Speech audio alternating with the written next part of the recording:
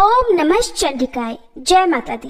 प्रिय भक्तजनों, आज के इस पावन अवसर पर आप सभी भक्तजनों का हार्दिक स्वागत है। माँ भगवती की अनंत कृपा से आज हम सब मिलकर श्री दुर्गा सप्तशती के दिव्य पाठ का श्रवण करेंगे। शास्त्रों में बताया गया है कि जो भी भक्त श्रद्धा और विश्वास के साथ माँ भगवती की महिमा का श्रवण करता है, उसके जीवन से भय, दुख और संकट दूर हो जाते हैं और माता रानी अपने भक्तों के जीवन में सुख, शांति और समृद्धि का आशीर्वाद प्रदान करती हैं। श्री दुर्गा सप्तशती में माँ आदिशक्ति की महिमा का अद्भुत वर्णन है, जिसमें बताया गया है कि किस प्रकार माँ ने देवताओं की रक्षा के लिए दुष्ट असुरों का संहार किया और संसार में धर्म की स्थापना की। इसलिए आइए सबसे पहले हम माँ भगवती का स्मरण करते हुए उनका ध्यान करें और उनसे प्रार्थना करें कि वे हमारे मन को पवित्र करें, हमारी बुद्धि को शुद्ध करें और इस पवित्र पाठ को सफलता पूर्वक पूर्ण करने की शक्ति प्रदान करें। हे जगत जननी आदि शक्ति माँ दुर्गा, आपको कोटि कोटि प्रणाम है। हे माँ, आपकी कृपा से ही आज हमें आपके दिव्य स्वरूप और महिमा का स्मरण करने का ये पावन अवसर प्राप्त हुआ है।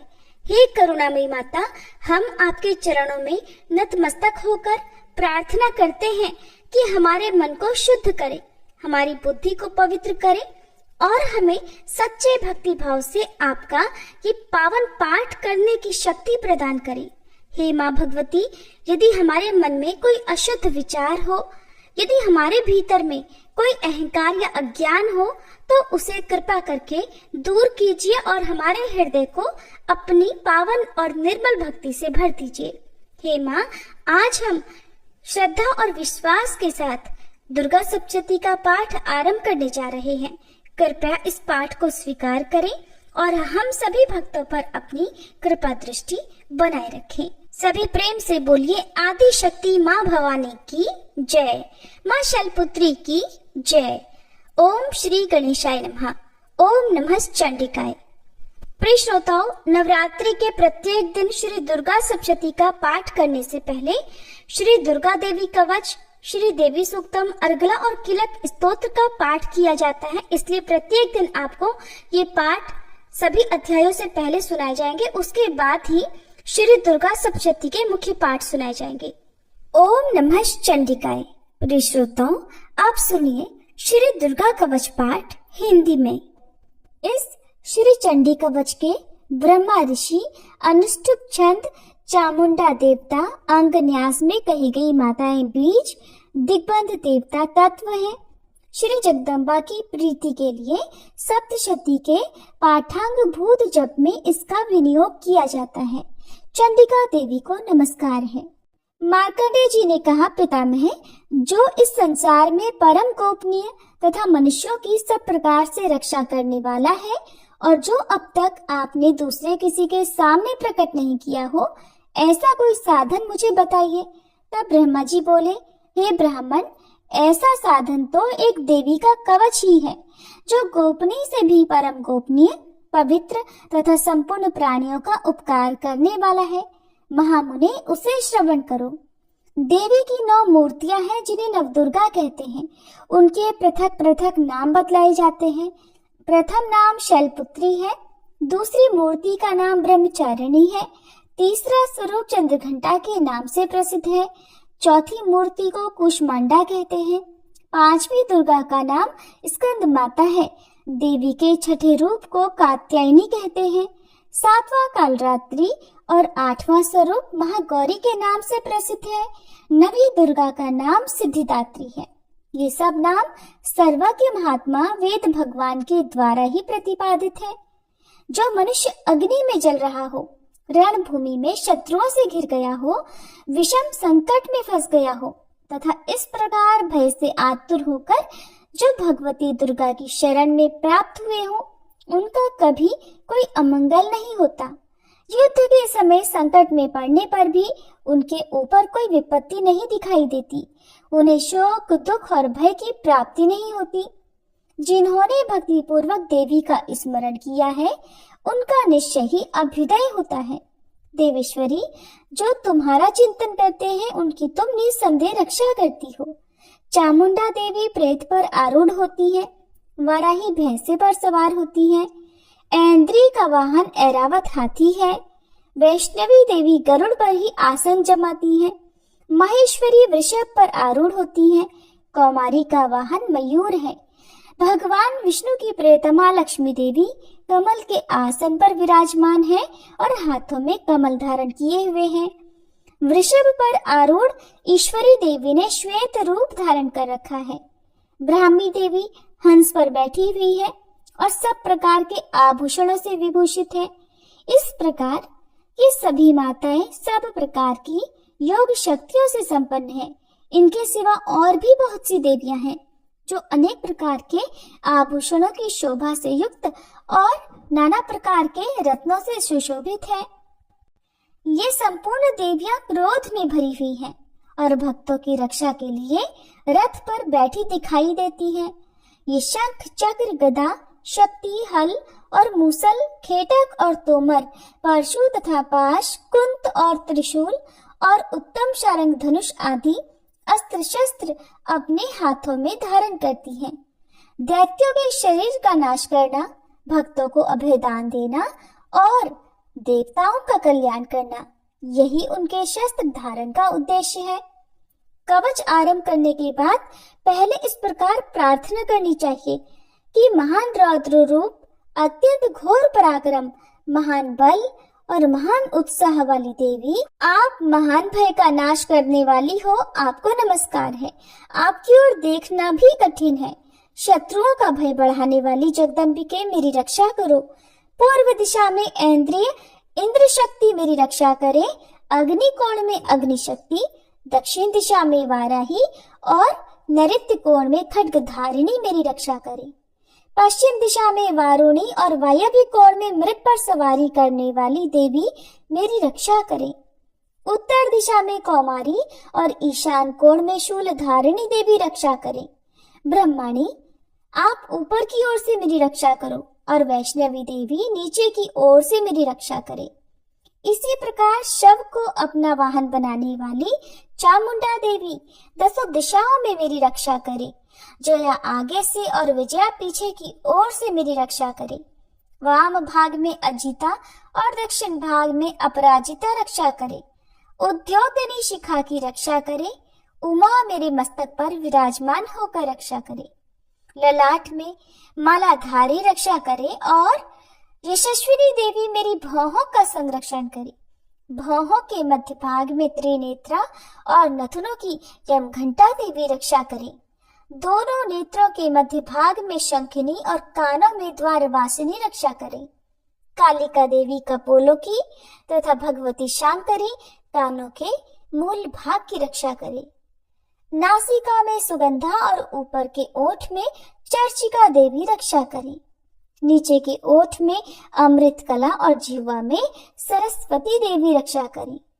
कौमारी दांतों की और चंडिका कंठ प्रदेश की रक्षा करे। चित्रघंटा गले की घाटी की और महामाया तालू में रहकर रक्षा करे। कामाक्षी ठोड़ी की और सर्वमंगला मेरी वाणी की रक्षा करे। भद्रकाली ग्रीवा में और धनुर्धरी पृष्ठवंश अर्थात मेरुदंड में रहकर रक्षा करे। कंठ के बाहरी भाग में नीलग्रीवा और कंठ की नली में नलकूबरी रक्षा करे। दोनों कंधों में खड्गिनी और मेरी दोनों भुजाओं की वज्रधारिणी रक्षा करे। दोनों हाथों में दंडनी और अंगुलियों में अंबिका रक्षा करे। शूलेश्वरी नखों की रक्षा करे। कुलेश्वरी कुक्षी अर्थात पेट में रहकर रक्षा करे। महादेवी दोनों स्तनों की और शोक विनाशिनी देवी मन की रक्षा करे। ललिता देवी हृदय में और शूलधारिणी उदर में रहकर रक्षा करे। नाभि में कामिनी और गुह्य भाग की गुह्येश्वरी रक्षा करे। पूतना और कामिका लिंग की और महिषवाहिनी गुदा की रक्षा करे। भगवती कटिक भाग में और विंध्यवासिनी घुटनों की रक्षा करे। संपूर्ण कामनाओं को देने वाली महाबला देवी दोनों पिंडलियों की रक्षा करे।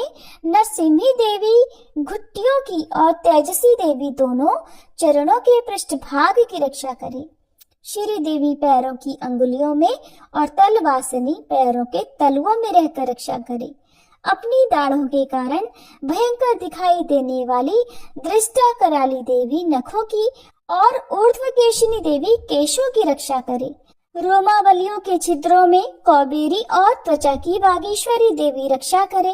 पार्वती देवी रक्त, मज्जा, वसा, मांस, हड्डी और मेद की रक्षा करे।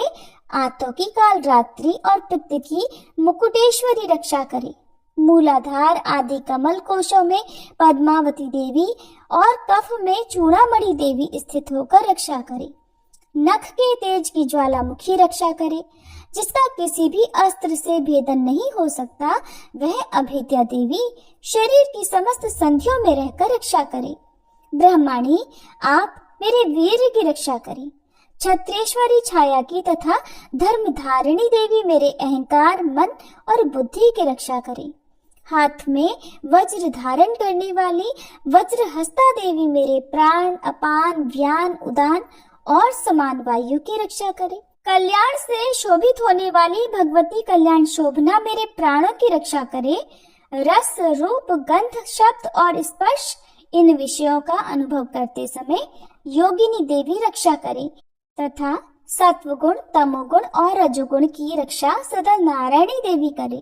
वराही आयु की रक्षा करे, वैष्णवी धर्म की रक्षा करे और चक्रणी अर्थात चक्र धारण करने वाली देवी यश, कीर्ति, लक्ष्मी, धन तथा विद्या की रक्षा करे। इंद्राणी, आप मेरे गोत्र की रक्षा करें। चंडिके, आप मेरे पशुओं की रक्षा करो। महालक्ष्मी, पुत्रों की रक्षा करो और भैरवी पत्नी की रक्षा करे। मेरे पथ की सुपथा तथा मार्ग की क्षेमंकरी रक्षा करे।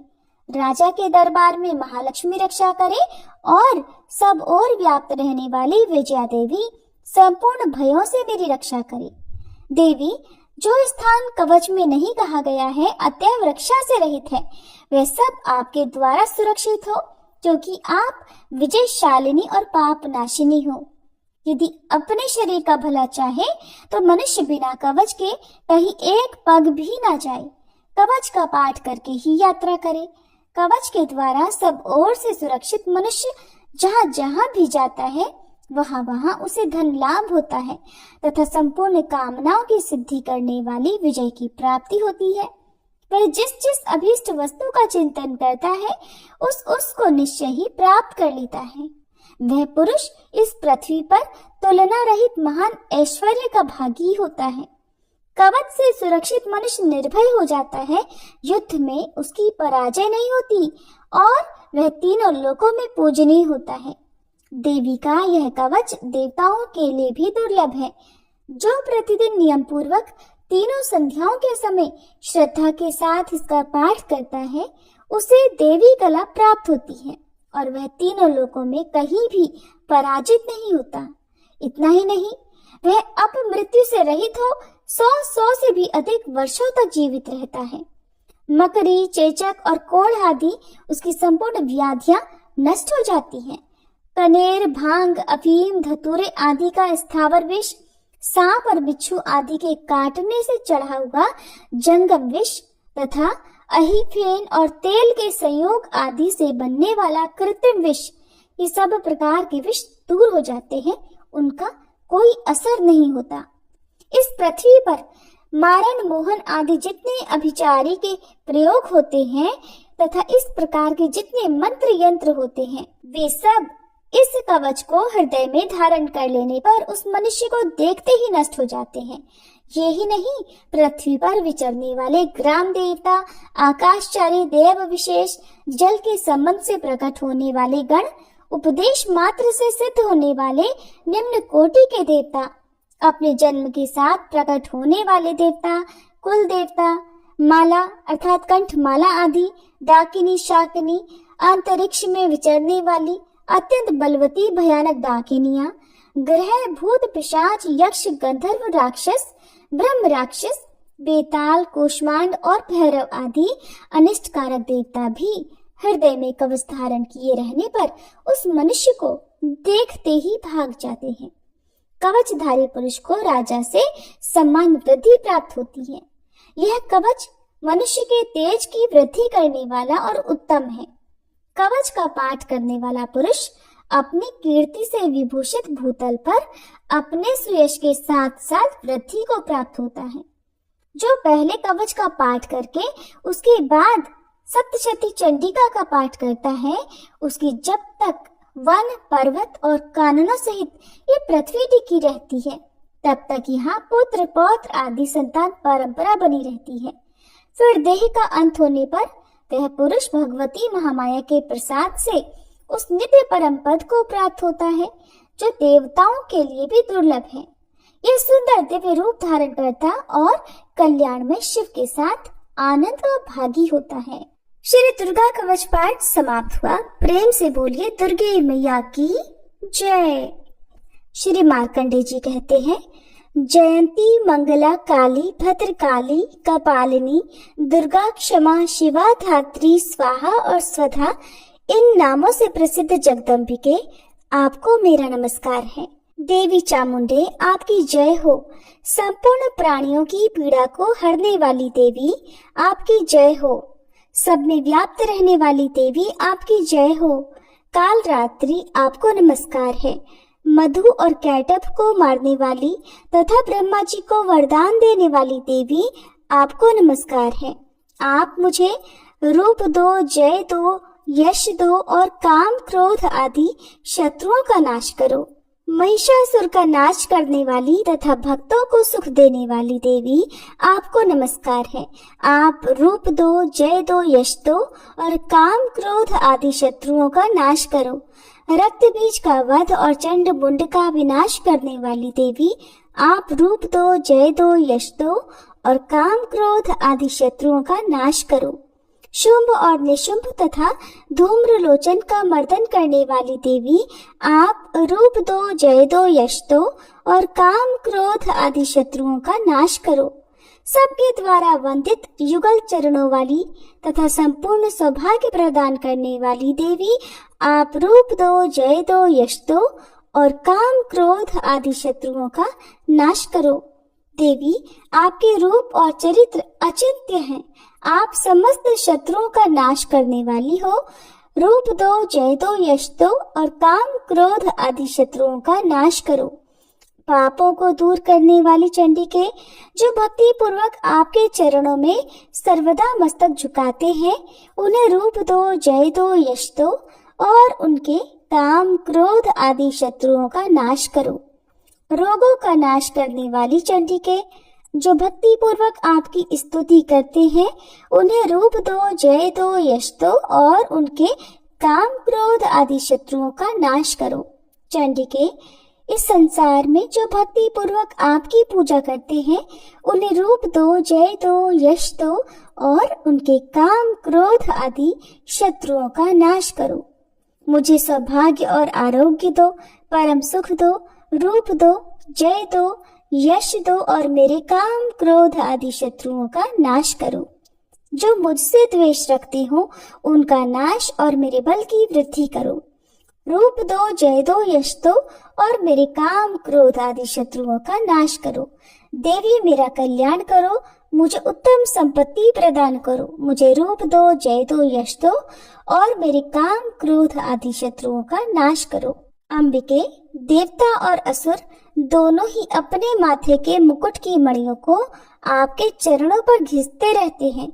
आप मुझे रूप दो, जय दो, यश दो और काम क्रोध आदि शत्रुओं का नाश करो।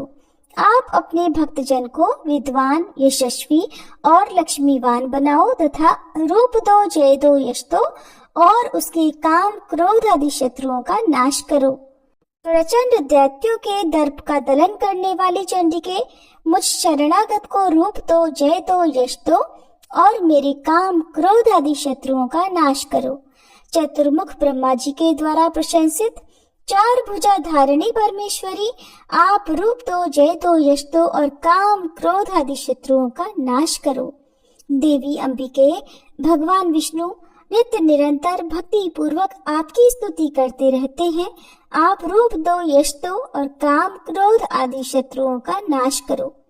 हिमालय कन्या पार्वती के पति महादेव जी के द्वारा प्रशंसित होने वाली परमेश्वरी, आप रूप दो, जय दो, यश दो और काम क्रोध आदि शत्रुओं का नाश करो। शुचिपति इंद्र के द्वारा सद्भाव से पूजित होने वाली परमेश्वरी, आप रूप दो, जय दो, यश दो और काम क्रोध आदि शत्रुओं का नाश करो। प्रचंड भुजदंडों वाले दैत्यों का घमंड चूर करने वाली देवी, आप रूप दो, जय दो, यश दो और काम क्रोध आदि शत्रुओं का नाश करो। देवी अंबिके, आप अपने भक्तजनों को सदा असीम आनंद प्रदान करती रहती हो। मुझे रूप दो, जय दो, यश दो और मेरे काम क्रोध आदि शत्रुओं का नाश करो। मन की इच्छा के अनुसार चलने वाली मनोहर पत्नी प्रदान करो, जो दुर्गम संसार सागर से तारने वाली तथा उत्तम कुल में उत्पन्न हुई हो। जो मनुष्य इस स्तोत्र का पाठ करके सप्तशती रूपी महास्तोत्र का पाठ करता है, वह सप्तशती की जप संख्या से मिलने वाले श्रेष्ठ फल को प्राप्त होता है।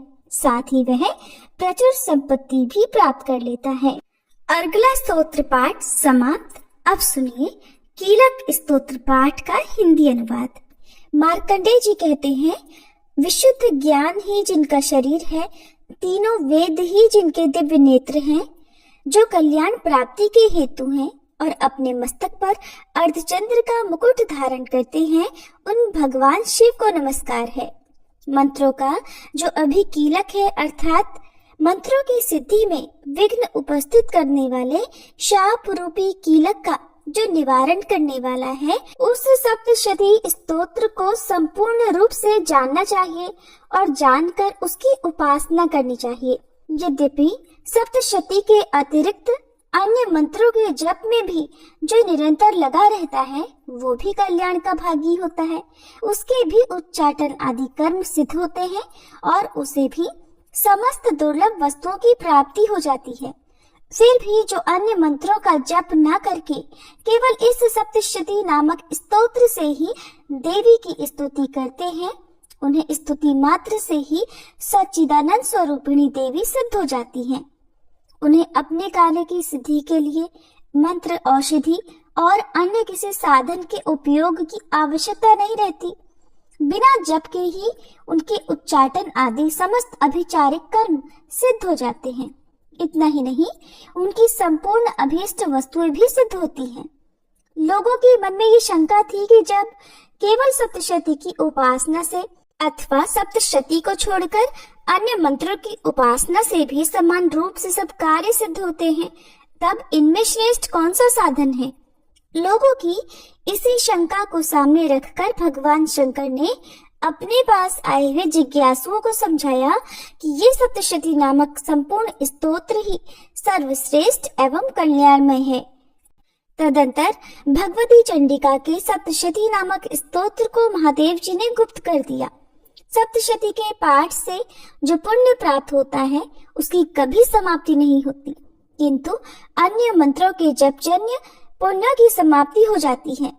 अतः भगवान शिव ने अन्य मंत्रों की अपेक्षा जो सप्तशती की ही श्रेष्ठता का निर्णय किया, उसे यथार्थ ही जानना चाहिए। अन्य मंत्रों का जप करने वाला पुरुष भी यदि सप्तशती के स्तोत्र और जप का अनुष्ठान कर ले, तो वो भी पूर्ण रूप से ही कल्याण का भागी होता है। इसमें तनिक भी संदेह नहीं है। जो साधक कृष्ण पक्ष की चतुर्दशी अथवा अष्टमी को एकाग्रचित्त होकर भगवती की सेवा में अपना सर्वस्व समर्पित कर देता है और फिर उसे प्रसाद रूप से ग्रहण करता है, उसी पर भगवती प्रसन्न होती हैं, अन्यथा उनकी प्रसन्नता नहीं प्राप्त होती। इस प्रकार सिद्धि के प्रतिबंधक रूप कील के द्वारा महादेव जी ने इस स्तोत्र को कीलित कर रखा है। जो पूर्वोक्त रीति से निष्कीलन करके इस सप्तशती स्तोत्र का प्रतिदिन स्पष्ट उच्चारण पूर्वक पाठ करता है, वह मनुष्य सिद्ध हो जाता है, वही देवी का पार्षद होता है और वही गंधर्व भी होता है। सर्वत्र विचरते रहने पर भी इस संसार में उसे कहीं भी भय नहीं होता। वह अपमृत्यु के वश में नहीं पड़ता और देह त्यागने के बाद मोक्ष प्राप्त कर लेता है। अतः कीलन को जानकर उसका परिहार करके ही सप्तशती का पाठ आरंभ करे। जो ऐसा नहीं करता उसका नाश हो जाता है। इसलिए कीलक और निष्कीलन का ज्ञान प्राप्त करने पर ही ये स्तोत्र निर्दोष होता है और विद्वान पुरुष इस निर्दोष स्तोत्र का ही पाठ आरंभ करते हैं। स्त्रियों में जो कुछ भी सौभाग्य आदि दृष्टिगोचर होता है वो सब देवी के प्रसाद का ही फल है। अतः इस कल्याणमय स्तोत्र का सदा जप करना चाहिए। इस स्तोत्र का मंद स्वर से पाठ करने पर स्वल्प फल की प्राप्ति होती है और उच्च स्वर से पाठ करने पर पूर्ण फल की सिद्धि होती है। इसलिए उच्च स्वर से ही इसका पाठ आरंभ करना चाहिए। जिनके प्रसाद से ऐश्वर्य, सौभाग्य, आरोग्य, संपत्ति, शत्रुनाश तथा परम मोक्ष की भी सिद्धि होती है, उन देवी की स्तुति मनुष्य को अवश्य करनी चाहिए। इति श्री कीलक स्तोत्रम संपूर्णम। अब सुनिए श्री दुर्गा सप्तशती पाठ का पहला अध्याय। भगवान शिव ने देवी पार्वती जी से कहा, हे देवी, आप भक्तों के लिए सुलभ हो और समस्त कर्मों का विधान करने वाली हो। कलयुग में कामनाओं की सिद्धि हेतु यदि कोई उपाय हो तो उसे अपनी वाणी द्वारा सम्यक रूप से व्यक्त करो। तब देवी ने कहा, हे देव, आपका मेरे ऊपर बहुत स्नेह है। कलयुग में समस्त कामनाओं को सिद्ध करने वाला जो साधन है वह बतलाऊंगी, सुनो। उसका नाम है अम्बा स्तुति। ओम इस दुर्गा सप्तश्लोकी स्तोत्रम मंत्र के नारायण ऋषि है। अनुष्ठुप छंद है। श्री महाकाली, महालक्ष्मी और महासरस्वती देवता हैं। श्री दुर्गा की प्रसन्नता के लिए सप्तश्लोकी दुर्गा पाठ में इसका विनियोग किया जाता है। वे भगवती महामाया देवी ज्ञानियों के भी चित्त को बलपूर्वक खींचकर मुंह में डाल देती है। माँ दुर्गे आप स्मरण करने पर सब प्राणियों का भय हर लेती हैं और स्वस्थ पुरुषों द्वारा चिंतन करने पर उन्हें परम कल्याणमयी बुद्धि प्रदान करती हैं।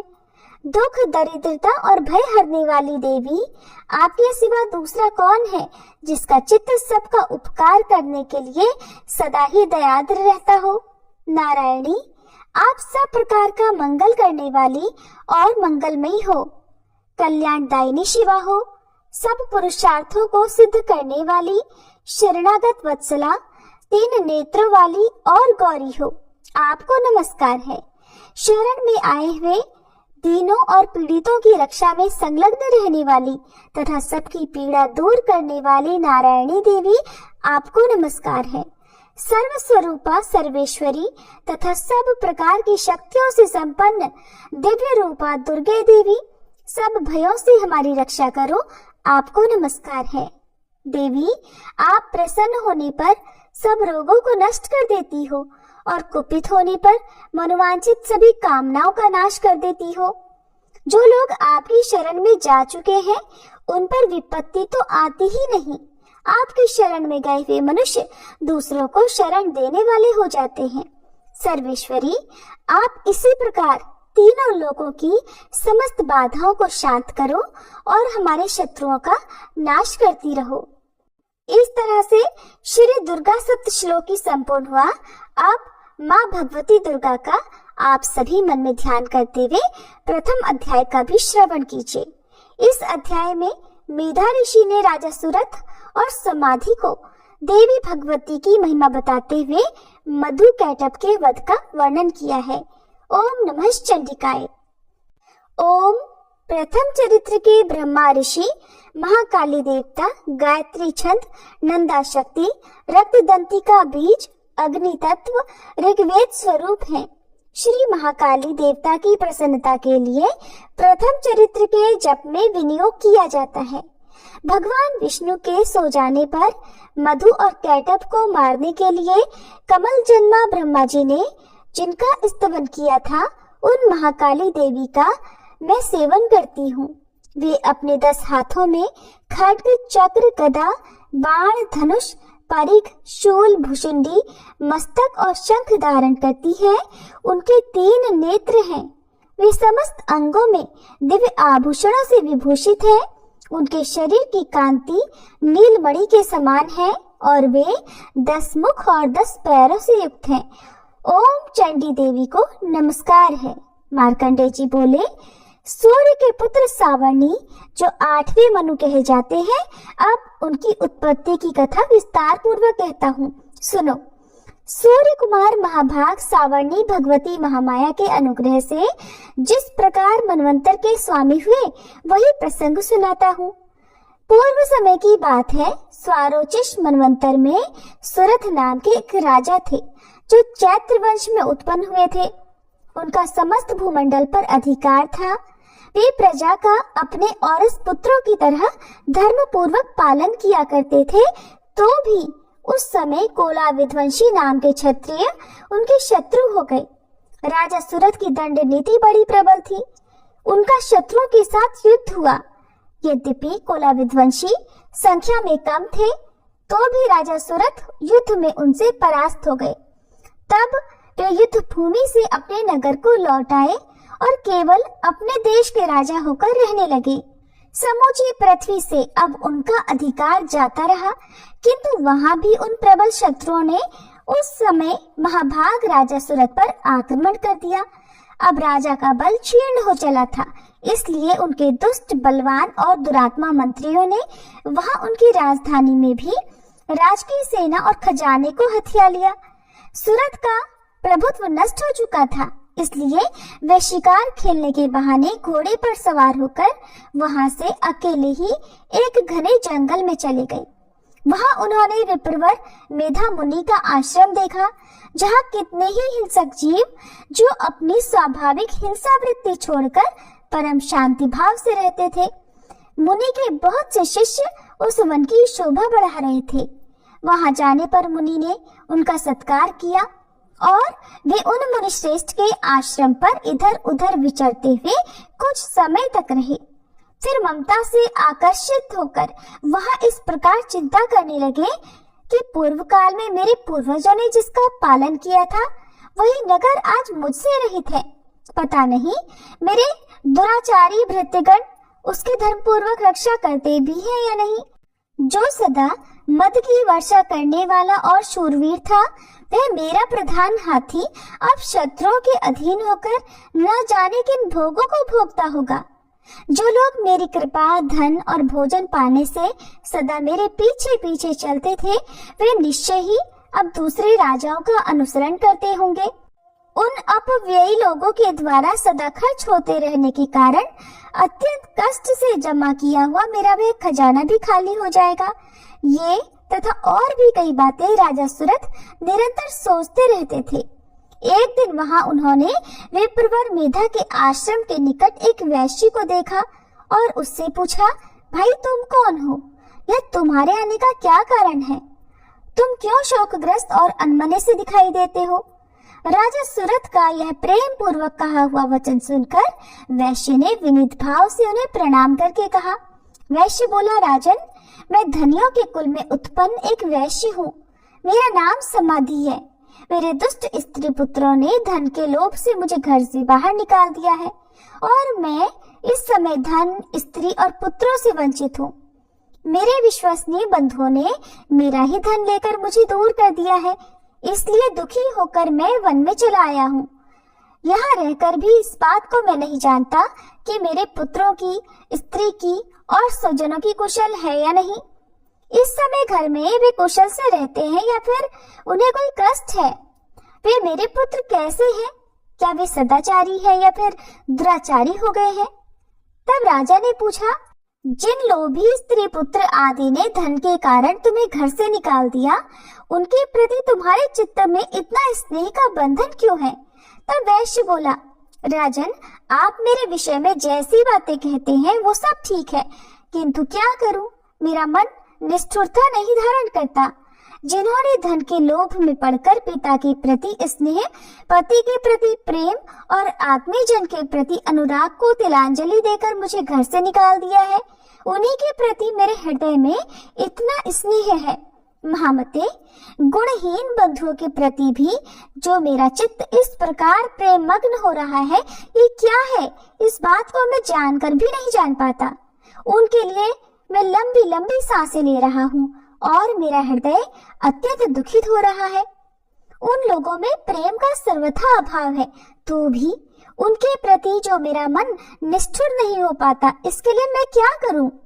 तब मार्कंडेय जी कहते हैं, ब्राह्मण, तदंतर राजाओं में श्रेष्ठ सुरथ और वह समाधि नामक वैश्य दोनों साथ साथ मेधा मुनि की सेवा में उपस्थित हुए और उनके साथ यथा योग्य न्यायानुकूल विनयपूर्ण बर्ताव करके बैठे। इसके बाद वैश्य और राजा ने कुछ वार्तालाप आरंभ किया। राजा ने कहा, भगवान, मैं आपसे एक बात पूछना चाहता हूँ, उसे बताइए। मेरा चित्त अपने अधीन न होने के कारण वह बात मेरे मन को बहुत दुख देती है। जो राज्य मेरे हाथ से चला गया है उसमें और उसके संपूर्ण अंगों में मेरी ममता अभी तक बनी हुई है। मुनि श्रेष्ठ ये जानते हुए भी कि वह अब मेरा नहीं है, अज्ञानी की तरह मुझे उसके लिए दुख होता है। ये क्या है? और इधर ये वैश्य भी घर से अपमानित होकर आया है। इसके पुत्र, स्त्री और भृत्यों ने इसे छोड़ दिया है। स्वजनों ने भी इसका परित्याग कर दिया है, तो भी ये उनके प्रति अत्यंत हार्दिक स्नेह रखता है। इस प्रकार ये और मैं दोनों बहुत दुखी हैं। जिसमें प्रत्यक्ष दोष देखा गया है उस विषय के लिए भी हमारे मन में ममता जनित आकर्षण पैदा हो रहा है। महाभाग, हम दोनों समझदार हैं, तो भी हम में जो मोह पैदा हुआ है ये क्या है? विवेक शून्य पुरुषों की तरह मुझ में और इसमें भी यह मूढ़ता प्रत्यक्ष दिखाई देती है। तब ऋषि बोले, महाभाग, विषय मार्ग का ज्ञान सब जीवों को है। इसी प्रकार विषय भी सबके लिए अलग अलग है। कुछ प्राणी दिन में नहीं देखते और दूसरे रात में नहीं देखते, और कुछ जीव ऐसे हैं जो दिन और रात्रि में भी बराबर ही देखते हैं। ये ठीक है कि मनुष्य समझदार होते हैं, किंतु केवल वे ही ऐसे नहीं होते। पशु, पक्षी और मृग आदि सभी प्राणी समझदार होते हैं। मनुष्यों की समझ भी वैसी ही होती है जैसी उन मृग और पक्षियों की होती है, और जैसी मनुष्यों की होती है वैसी ही उन मृग, पक्षी आदि की होती है। ये तथा अन्य बातें भी प्रायः दोनों में समान ही हैं। समझ होने पर भी इन पक्षियों को तो देखो, ये स्वयं भूख से पीड़ित होते हुए भी मोहवश बच्चों की चोंच में कितने चाव से अन्न के दाने डाल रहे हैं। राजन, क्या तुम नहीं देखते कि ये मनुष्य समझदार होते हुए भी लोभवश अपने किए हुए उपकार का बदला पाने के लिए पुत्रों की अभिलाषा करते हैं? हालांकि उन सब में समझ की कमी नहीं है, फिर भी वे संसार की स्थिति अर्थात जन्म मरण की परंपरा बनाए रखने वाले भगवती महामाया के प्रभाव द्वारा ममतामय भंवर से युक्त मोह के गहरे गड्ढे में गिराए गए हैं। इसलिए इसमें आश्चर्य नहीं करना चाहिए। जगदीश्वर भगवान विष्णु की योग निद्रा रूपा जो भगवती महामाया है, उन्हीं से ये जगत मोहित हो रहा है। वे भगवती महामाया देवी ज्ञानियों के भी चित्त को बलपूर्वक खींचकर मोह में डाल देती है। वे ही इस संपूर्ण चराचर जगत की सृष्टि करती हैं और वे ही प्रसन्न होने पर मनुष्यों को मुक्ति के लिए वरदान भी देती है। वे ही परा विद्या, संसार बंधन और मोक्ष की हेतुभूता सनातनी देवी तथा संपूर्ण ईश्वरों की भी अधीश्वरी हैं।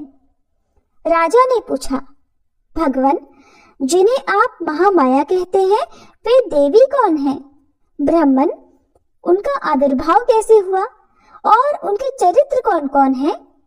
ब्रह्मवेत्ताओं में श्रेष्ठ महर्षि, उन देवी का जैसा प्रभाव हो, जैसा स्वरूप हो और जिस प्रकार प्रादुर्भाव हुआ हो, वो सब मैं आपके मुख से सुनना चाहता हूँ। तब ऋषि बोले, राजन, वास्तव में तो वे देवी नित्य स्वरूप ही हैं। संपूर्ण जगत उन्हीं का रूप है और उन्होंने समस्त विश्व को व्याप्त कर रखा है। फिर भी उनका प्राकट्य अनेक प्रकार से होता है। वो मुझसे सुनो, यद्यपि वे नित्य और अजन्मा है, फिर भी जब देवताओं का कार्य सिद्ध करने के लिए प्रकट होती हैं, उस समय लोक में उत्पन्न हुई कहलाती हैं।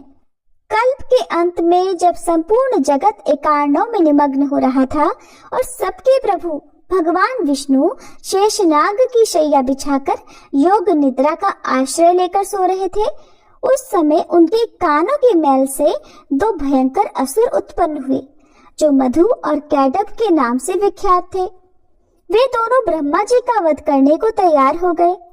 भगवान विष्णु के नाभि कमल में विराजमान प्रजापति ब्रह्मा जी ने जब उन दोनों भयानक असुरों को अपने पास आया और भगवान को सोया हुआ देखा, तब एकाग्रचित्त होकर उन्होंने भगवान विष्णु को जगाने के लिए उनके नेत्रों में निवास करने वाली योग निद्रा का स्तवन आरंभ किया, जो इस विश्व की अधीश्वरी जगत को धारण करने वाली, संसार का पालन और संहार करने वाली तथा तेजा स्वरूप भगवान विष्णु की अनुपम शक्ति है। उन्हीं भगवती निद्रा देवी की भगवान ब्रह्मा स्तुति करने लगे।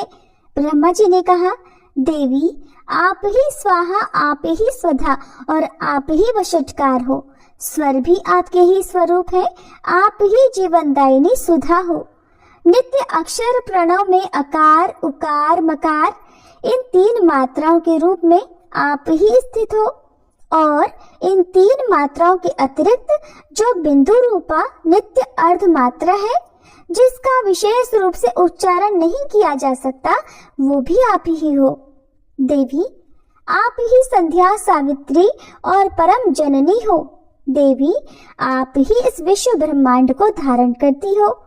आपसे ही इस जगत की सृष्टि होती है, आपसे ही इसका पालन होता है और सदा आप ही कल्प के अंत में सबको अपना ग्रास बना लेती हो। जगन्मयी देवी, इस जगत की उत्पत्ति के समय आप सृष्टि रूपा हो, पालन काल में स्थिति रूपा हो और कल्पांत के समय संहार रूप धारण करने वाली हो। आप ही महाविद्या, महामाया, महामेधा, महास्मृति, महामोह रूपा महादेवी और महासुरी हो। आप ही तीनों गुणों को उत्पन्न करने वाली सबकी प्रकृति हो। भयंकर काल रात्रि, महारात्रि और मोहरात्रि भी आप ही हो। आप ही श्री, आप ही ईश्वरी, आप ही ह्रीं और आप ही बोध स्वरूपा बुद्धि हो। लज्जा, पुष्टि, तुष्टि, शांति और क्षमा भी आप ही हो। आप खड्ग धारिणी, शूल धारिणी, घोर रूपा तथा गदा, चक्र, शंख और धनुष धारण करने वाली हो। बाण, भुशुंडी और परिघ ये भी आपके ही अस्त्र हैं। आप सौम्य और सौम्यतर हो। इतना ही नहीं, जितने भी सौम्य और सुंदर पदार्थ हैं, उन सब की अपेक्षा आप अत्यधिक सुंदरी हो। पर और अपर सबसे परे रहने वाली परमेश्वरी आप ही हो। सर्वस्वरूपे देवी, कहीं भी सत असत रूप जो कुछ वस्तुएं हैं और उन सब की जो शक्ति है, वो आप ही हो। ऐसी अवस्था में आपकी स्तुति क्या हो सकती है? जो इस जगत की सृष्टि, पालन और संहार करते हैं, उन भगवान को भी जब आपने निद्रा के अधीन कर दिया है, तब आपकी स्तुति करने में यह कौन समर्थ हो सकता है? मुझको, भगवान शंकर को तथा भगवान विष्णु को भी आपने ही शरीर धारण कराया है, अतः आपकी स्तुति करने की शक्ति किसमें है? देवी, आप तो अपने इन उदार प्रभावों से ही प्रशंसित हो। ये जो दोनों दुर्धर्ष असुर मधु और कैटभ हैं, इनको मोह में डाल दो और जगदीश्वर भगवान विष्णु को शीघ्र ही जगा दो। साथ ही इनके भीतर इन दोनों महान असुरों को भी मार डालने की बुद्धि उत्पन्न कर दो। ऋषि कहते हैं, राजन, जब ब्रह्मा जी ने वहां मधु और कैटभ को मारने के उद्देश्य से भगवान विष्णु को जगाने के लिए तमोगुण की अधिष्ठात्री देवी योग निद्रा की इस प्रकार स्तुति की, तब वे भगवान के नेत्र, मुख, नासिका, बाहु, हृदय और वक्ष स्थल से निकलकर अव्यक्त जन्मा ब्रह्मा जी की दृष्टि के समक्ष खड़ी हो गई। योग निद्रा से मुक्त होने पर जगत के स्वामी भगवान जनार्दन उस एकार्णव के जल में शेषनाग की शैया से जाग उठे। फिर उन्होंने उन दोनों असुरों को देखा। वे दुरात्मा मधु और कैटभ अत्यंत बलवान तथा पराक्रमी थे और क्रोध से लाल आंखें किए वे ब्रह्मा जी को खा जाने के लिए उद्योग कर रहे थे। तब भगवान श्री हरि ने उठकर उन दोनों के साथ 5000 वर्षों तक केवल बाहु युद्ध किया। वे दोनों भी अत्यंत बल के कारण उन्मत्त हो रहे थे। इधर महामाया ने उन्हें मोह में डाल रखा था, इसलिए वे भगवान विष्णु से कहने लगे, हम तुम्हारी वीरता से संतुष्ट हैं, तुम हम लोगों से कोई वर मांगो। तब श्री भगवान बोले, यदि तुम दोनों मुझ पर प्रसन्न हो तो अब मेरे हाथों मारे जाओ। बस इतना सही वर मैंने मांगा है, यहाँ दूसरे किसी वर से क्या लेना है। ऋषि कहते हैं, इस प्रकार धोखे में आ जाने पर जब उन्होंने संपूर्ण जगत में जल ही जल देखा, तब कमल नयन भगवान ने कहा, जहाँ पृथ्वी जल में डूबी हुई न हो, जहाँ सूखा स्थान हो, वहीं हमारा वध करो। ऋषि कहते हैं, तब तथास्तु कहकर शंख चक्र और गदा धारण करने वाले भगवान ने उन दोनों के मस्तक अपनी जांघ पर रखकर चक्र से काट डाले। इस प्रकार ये देवी महामाया ब्रह्मा जी की स्तुति करने पर स्वयं प्रकट हुई थी। अब पुनः तुमसे उनके प्रभाव का वर्णन करता हूँ, सुनो। जय माता दी। आज श्री दुर्गा सप्तशती पाठ का पहला अध्याय पूर्ण हुआ और इसके आगे का वृतांत आप सभी कल के अध्याय में जरूर सुनिएगा। आइए अब हम सभी मिलकर माँ दुर्गा से क्षमा याचना करें। हे परमेश्वरी, मेरे द्वारा रात दिन सहस्त्रों अपराध होते रहते हैं। अपनी भक्त समझकर मेरे उन अपराधों को आप कृपा पूर्वक क्षमा करो। हे परमेश्वरी, मैं आवाहन करना नहीं जानती, विसर्जन करना नहीं जानती तथा पूजा करने का ढंग भी नहीं जानती, मुझे क्षमा करो। हे देवी, हे सुरेश्वरी, मैंने जो मंत्रहीन, क्रियाहीन और भक्तिहीन पूजन किया है, वह सब आपकी कृपा से पूर्ण हो। सैकड़ों अपराध करके भी जो आपकी शरण में जय जगदम्बे कहकर पुकारता है, उसे वह गति प्राप्त होती है जो ब्रह्मादि देवताओं के लिए भी सुलभ नहीं है। हे जगदम्बिके, मैं अपराधी हूँ, किंतु आपकी शरण में आई हूँ। इस समय दया की पात्र हूँ, आप जैसा चाहो करो। देवी परमेश्वरी, अज्ञान से, भूल से अथवा बुद्धि भ्रांत होने के कारण मैंने जो कुछ भी कम या अधिक कर दिया हो, वह सब क्षमा करो और प्रसन्न हो। दुर्गे मैया की जय।